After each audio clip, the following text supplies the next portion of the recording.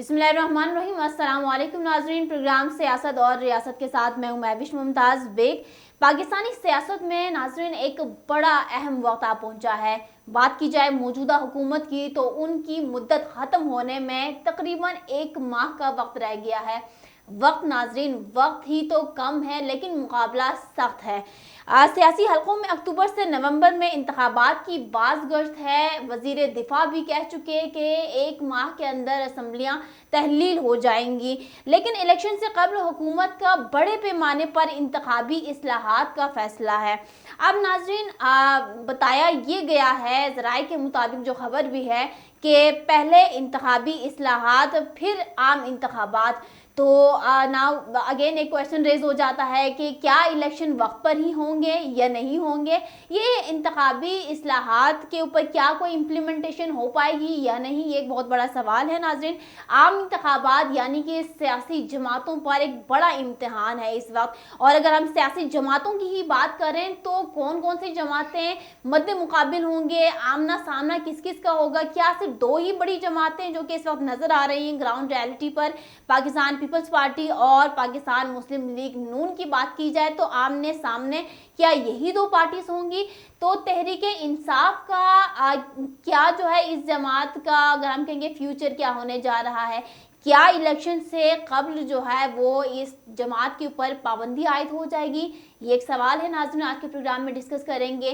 क्या इलेक्शन से कबल जो है वो चेयरमैन पीटीआई की जो एक गिरफ्तारी के ऊपर बात की जा रही थी, क्या गिरफ्तारी यकीनी होगी, इसके ऊपर भी नाज़रीन आज हम बात करेंगे।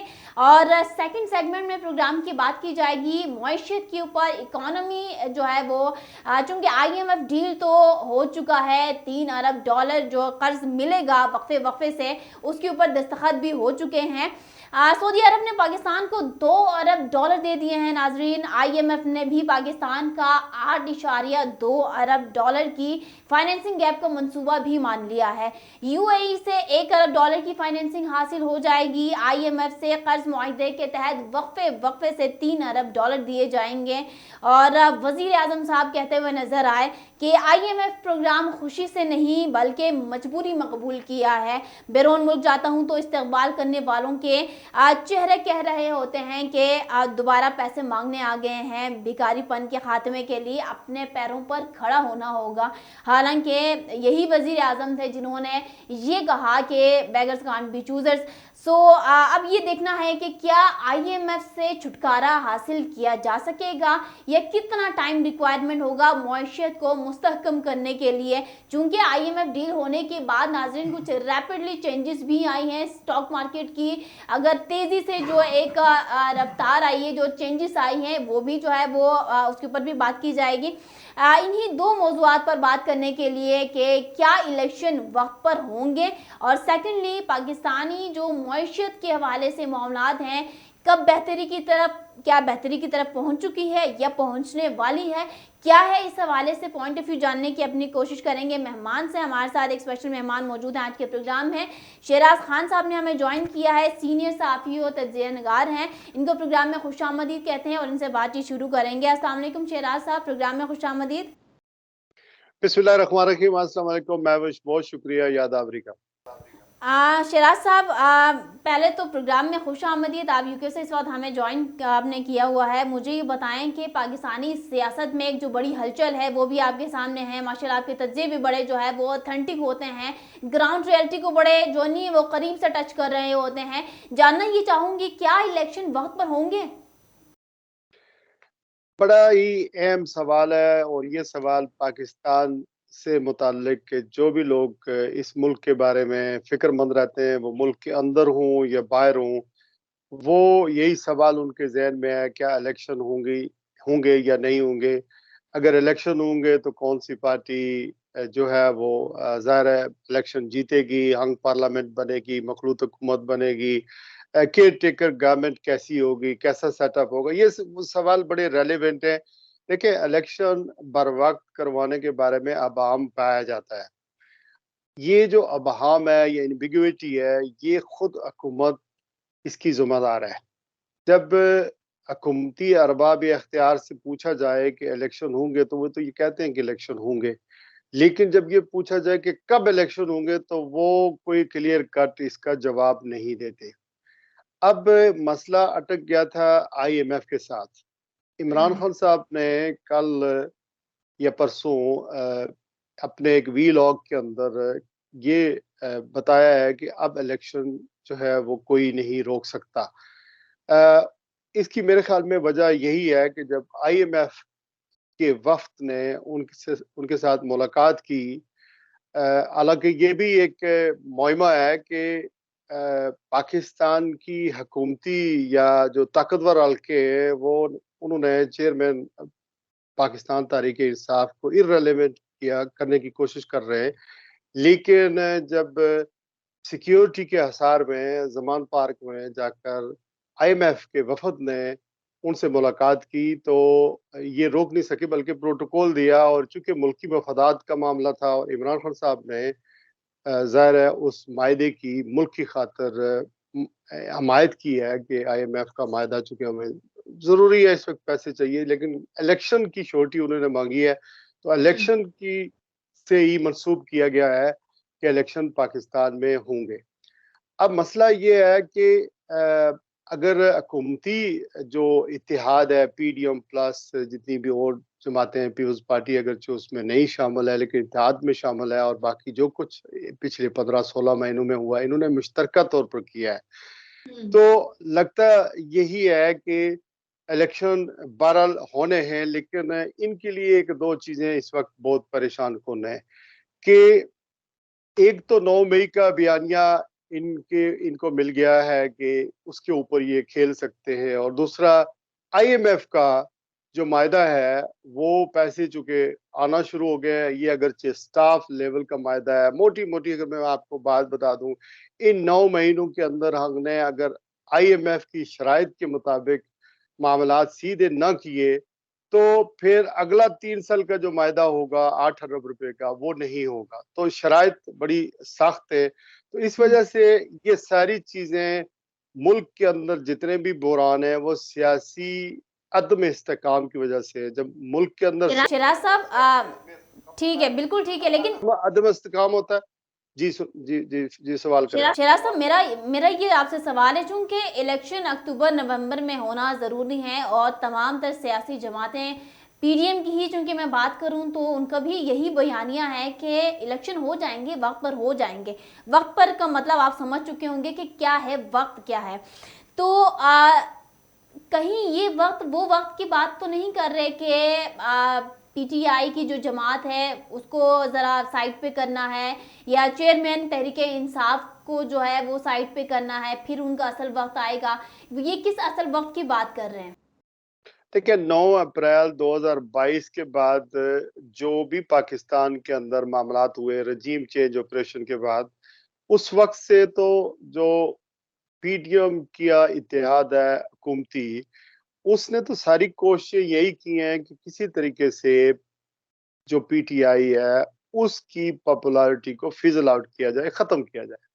ठीक। और उसी के दौरान अगरचे चेयरमैन पीटीआई को या इमरान खान साहब को असम्बलियों में कौमी असम्बली नहीं छोड़नी चाहिए थी, उनकी गलतियां अपनी जगह, ये अलग अलग बायस है। फिर पंजाब और खैबर पख्तूनख्वा की असम्बली को तहलील नहीं करना चाहिए था, ये एक अलग बायस है, वो उनकी गलती थी।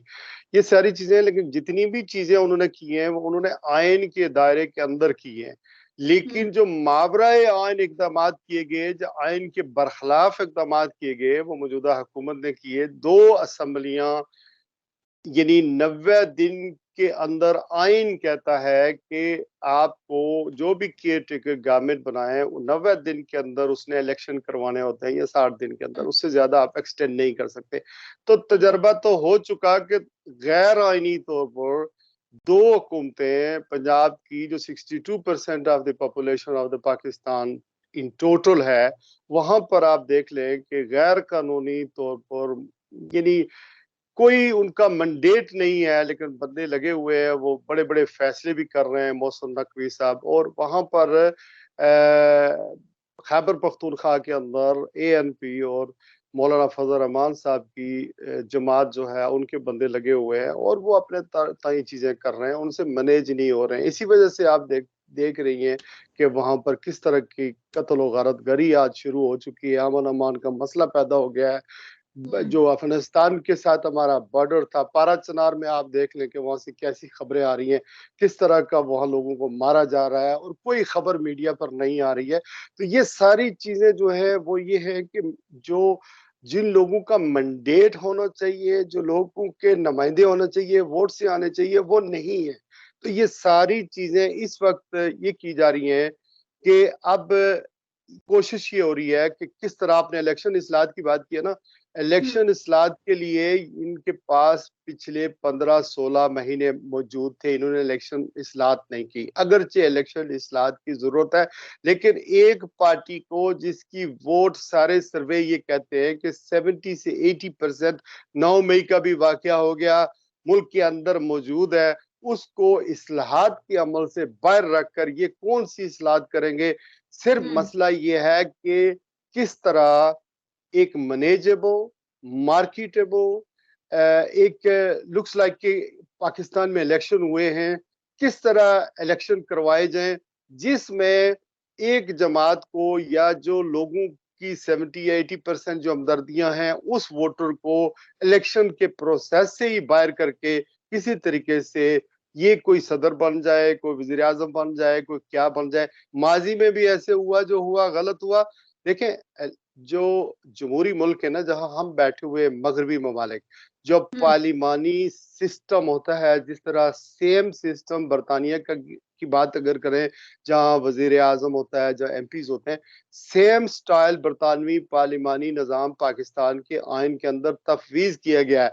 और यहाँ पर क्या होता है महविश के आप लोगों को अगर पाकिस्तान में रहते हैं तो इसका अदराक कि आपको पता ही नहीं है। यहाँ पर यह होता है कि साइलेंटली कोई जलसे नहीं होते, कोई जुलूस नहीं निकलते, कार्नर्स मीटिंग होती है, डोर टू डोर नॉकिंग होती है, इलेक्शन कैंपेन चलती है, हर पार्टी अपना 5 साल का 4 साल का मंशूर देती है।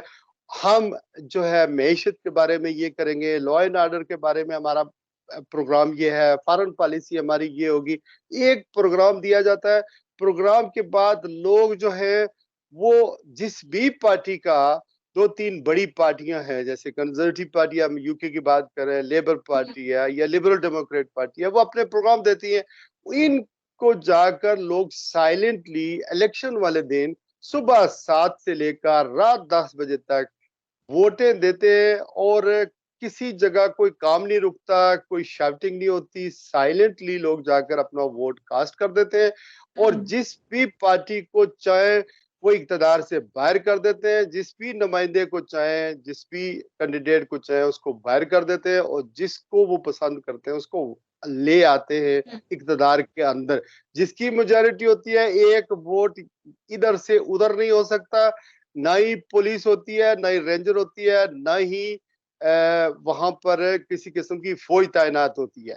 कोई यानी हर अदारा, हर शहरी आजादी से अपना वोट डालता है, कोई जबरदस्ती कोई वोट नहीं डाल सकता, कोई इलेक्टेबल नहीं होता, कोई दूसरा नहीं होता। तो आखिर में जिसकी वोटें ज्यादा होती हैं वो जीत जाता है, जिसकी पार्लियामेंट के अंदर अक्सरियत होती है वो हुकूमत बना लेती है। हमारे यहाँ हमेशा इलेक्शन रिग किए जाते हैं, इलेक्शन इंजीनियर किए जाते हैं। इसी वजह से हमारी democracy is a sham democracy, control democracy, और हमारे इलेक्शन रिग इलेक्शन होते हैं और हर इलेक्शन को दुनिया में नहीं मानती।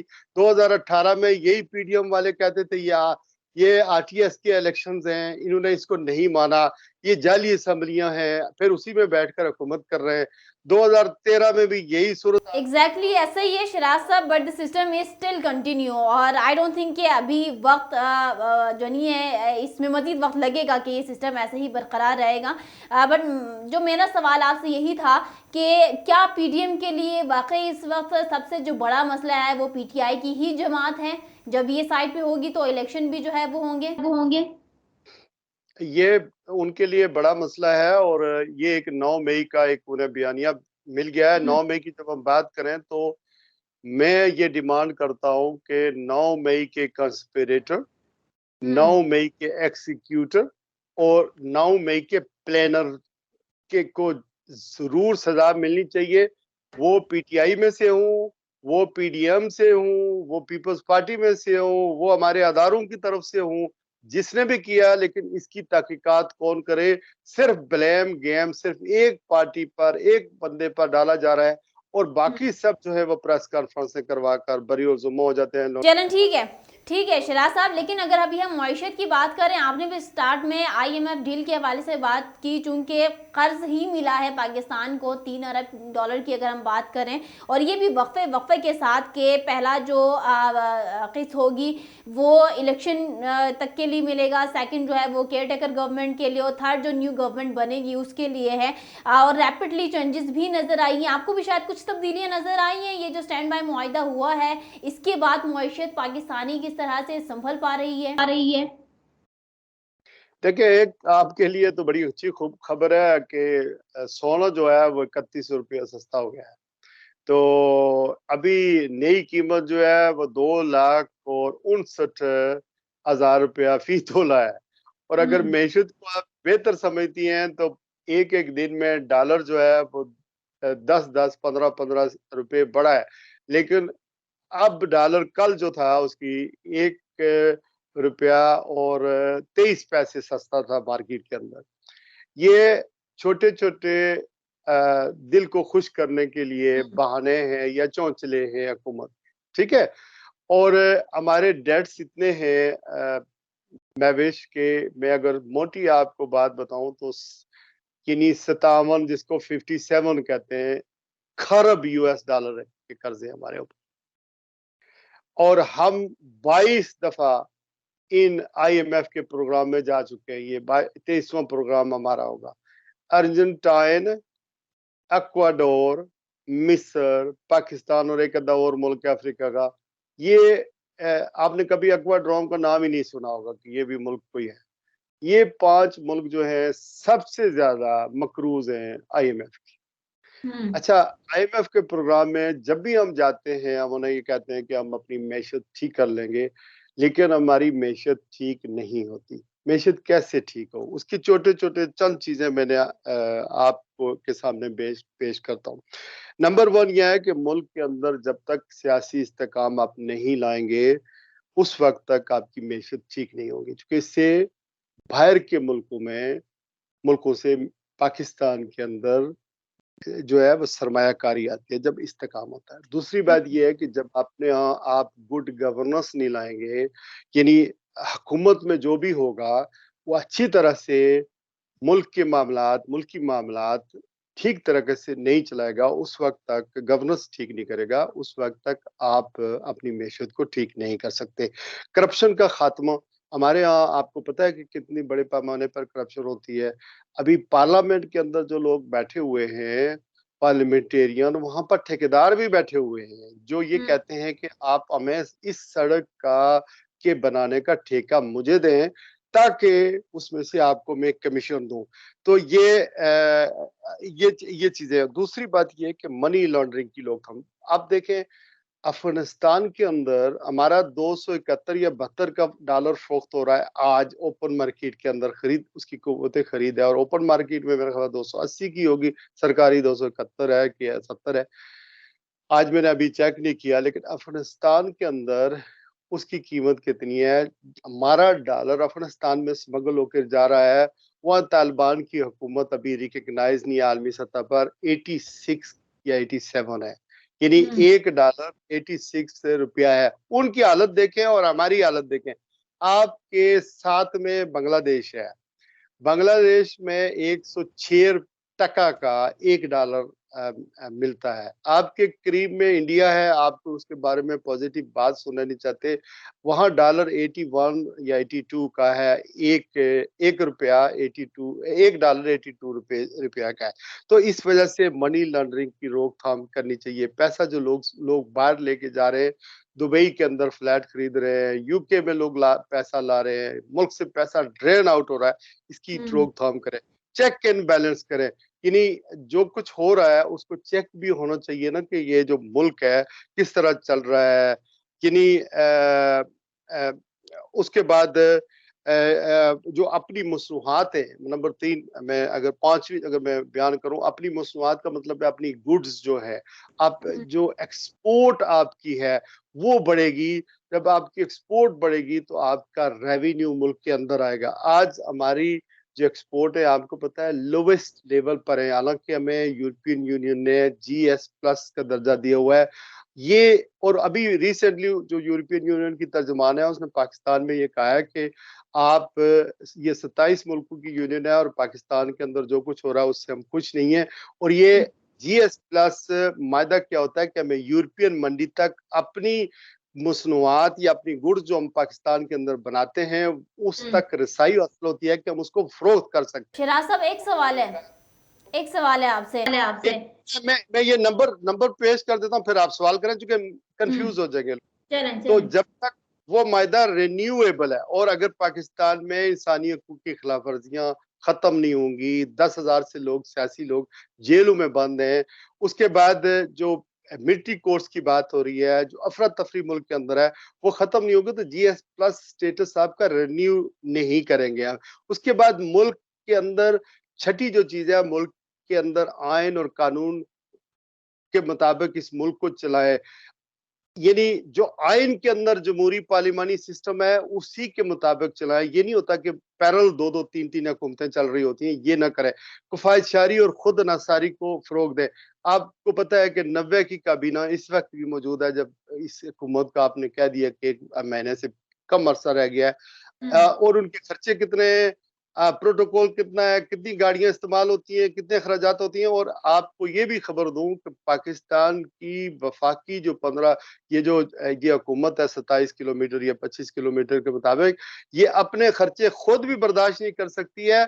ये 240 या 230 मिलियन की आबादी में से 2.5 मिलियन या 3 मिलियन के करीब लोग टैक्स देते हैं, वो इनके खराजात पूरे करते हैं। ये ब्यूरोक्रेसी और ये लोग खा जाते हैं और हमारे ऊपर एहसान करते हैं कि हम मुल्क आपके जो है वजीर आजम है, हम आपके खादम है। तालीम पर जोर दें, खास करके IT के शुबे पर तवज्जो दें। देखें, जब तक आप अपनी तालीम को के अंदर इनकलाब नहीं लाएंगे, रेवोल्यूशन नहीं लाएंगे, आप कुछ नहीं कर सकते। शिराज साहब, मेरा आखिरी सवाल आपसे ही होगा, प्रोग्राम चूंकि वाइंड अप करने जा रही हूँ। सियासी इस्तेहकाम, गुड गवर्नेंस, करप्शन का खात्मा, मनी लॉन्ड्रिंग की रोकथाम, check and balance, law and order, education, IT, ये आपने पॉइंट्स गिनवाए। मुझे ये बताएं, आप तो पाकिस्तानी सियासत। एक लास्ट पॉइंट रह गया है। लास्ट पॉइंट मुझे करने दें, वो ये है कि आपका सवाल भी लेता हूँ। जो मीडिया है ना, उसको आजाद करें। आजादी हजार राय पर पाबंदी न लगाएं। जब मीडिया आजाद होगा तो सवाल करने के काबिल होगा, हुकूमत से पूछने के काबिल होगा। बाहर के मुल्कों में होता है क्यों जमहूरियत फ्लोरिश कर रही है, हुक्मरान करप्शन नहीं कर सकते। ठीक है, I got your points now. सवाल यही है कि पाकिस्तानी सियासतदानों के जो रवैये हैं उनसे भी आप वाकिफ हैं, और सियासी जमातों की जो बिहेवियर है और जो परफॉर्मेंसेस रही हैं उससे भी आपको जो है ना बखूबी आप अंदाज़ा लगा सकते हैं कि क्या कौन कर सकता है। मुझे ये बताएं, सारे पॉइंट जो आपने बताए हैं इसके ऊपर कौन सी ऐसी सियासी जमात पाकिस्तान की है जो कि इन पॉइंट्स के ऊपर काम कर सकते हैं? देखें, ये तो हमें पता है कि शुरू से ही हमारी बदकिस्मती है कि जब से मुल्क आज़ाद हुआ, तो ये जो जमींदार थे, वडेरे थे, जागीरदार थे, वो सियासत में आते थे। बाद में फिर ये सरमायादार बन गए, सरमायादार से इनके ऊपर कब्जा हो गया। तो ये तो अपनी मरूसी खानदानी सियासत से ही आगे बढ़े और मुल्क के इक़्तिदार पर काबिज होंगे। अब उनकी नस्लें, तीसरी, चौथी, 5वीं नस्लें वो आ रही हैं। लेकिन शऊर जो है अवाम का, हम तो बात कर रहे हैं अवाम के साथ, हम बात कर रहे हैं। ये जो भी प्रोग्राम देखेगा, ये मैंने तो अपनी तरफ से कहा है ना कि मैं आपको ये बता सकता हूँ कि जिन मुल्कों में हम बैठे हुए हैं, ये एक डिफरेंट किस्म का निज़ाम है। यहाँ पर हर मसलक के लोग, हर दुनिया का हर कलर का आदमी, हर जुबान बोलने वाला आदमी, सबको साइड बाय साइड रहने का हक है। और ये सब लोग सब लोग एक दूसरे को पसंद भी नहीं कर रहे हैं, जो मर्जी वो करें, लेकिन कानून की नजर में, इंसाफ की नजर में ये सब लोग बराबर हैं, इनके हकूक सब बराबर हैं। पाकिस्तान में है कोई ऐसी जमात? पाकिस्तान में ऐसी जमात होनी चाहिए बदकिस्मती से, लेकिन लोग जो है ना, अवाम अवाम में शऊर तो आहिस्ता आहिस्ता आ रहा है। चलें देखें, ठीक है, अवाम में ठीक है। शऊर तो आ रहा है, और शऊर का जिन जब आ जाता है ना, उसको बोतल में दोबारा बंद नहीं किया जा सकता। अब देख, चलें ठीक है, सही है, सही है। लीडर या जमातें जब अवाम के सामने अपना मंशूर रखती हैं, तो अवाम का रिस्पॉन्स भी आता है। लेकिन मैं पूरी उम्मीद हूँ कि आप जैसी नौजवान जो बच्चियां हैं, जो मेल हैं, जो मीडिया में आ रहे हैं, सोशल मीडिया का इस्तेमाल कर रहे हैं, वो इन लोगों को एक्सपोज करेंगे और इनके खिलाफ खड़े होंगे। आज जो चीज लैकिंग है ना, वो ये लैकिंग है कि अवाम को अपने शऊर का अपने मामलात का, मजबूरियों का पता है, वो मुल्क छोड़ रहे हैं, लेकिन अवाम खड़ी नहीं हो रही है उस तरह जिस तरह अपने हकूक के लिए लोग खड़े होते हैं। पुरअमन तरीके से अब खड़े हों।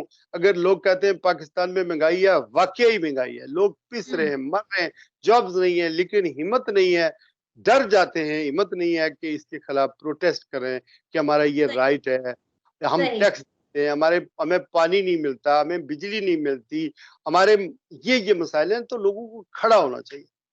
चलें सही है। बहुत शुक्रिया शिराज साहब आपका, आपका स्पेशल वक्त हमें देने के लिए। नाज़रीन, चूंकि शिराज साहब ने लास्ट में जो पॉइंट्स गिनवाए, और वाकई मैं भी जो है वो इसको इंडोर्स करूंगी कि सियासी इस्तेहकाम की बात की जाए, गुड गवर्नेंस, करप्शन का खात्मा, मनी लॉन्ड्रिंग की रोकथाम, चेक एंड बैलेंस हो सिस्टम के अंदर, लॉ एंड ऑर्डर को फॉलो किया जाए, एजुकेशन और IT की वजह के मौजूदा वक्त की अहम तरीन ज़रूरत है, इसको फोकस किया जाए, और मीडिया की आज़ादी को यकीनी बनाया जाए। तभी जो है वो मुल्क का पूरा एक जो सॉफ्ट इमेज है, जो एक इन्वायरमेंट है, अच्छा क्रिएट होता है, सिस्टम जो है वो अच्छे अंदाज में चलता है। But again the question is कि भाई कौन सी कोई ऐसी जमात है जो इन पॉइंट्स के ऊपर काम करती हो या काम करने का इरादा रखती हो। अगर तो कुछ लोग समझते हैं कि वाकई जी कुछ जमातें हैं जो कि इनके ऊपर बड़े अच्छे अंदाज में काम कर चुके हैं, तो फिर उनके लिए ये जुमला गलत नहीं होगा कि दिल बहलाने को गालिब ये ख्याल भी अच्छा है। और जैसे कि शिराज साहब ने कहा कि होपफुल कि कोई जमात ऐसी बनेगी अभी और अवाम में भी शऊर आएगा। और in the end of program I just want to say that everything is possible, nothing is impossible, just the word impossible is impossible, otherwise everything is possible, so just believe in yourself, अच्छे काम करें अच्छी नीयत के साथ। इसी के साथ मुझे दीजिए इजाजत, इंशाल्लाह नेक्स्ट प्रोग्राम में दोबारा हाजिर होंगे, तब तक के लिए अल्लाह हाफिज।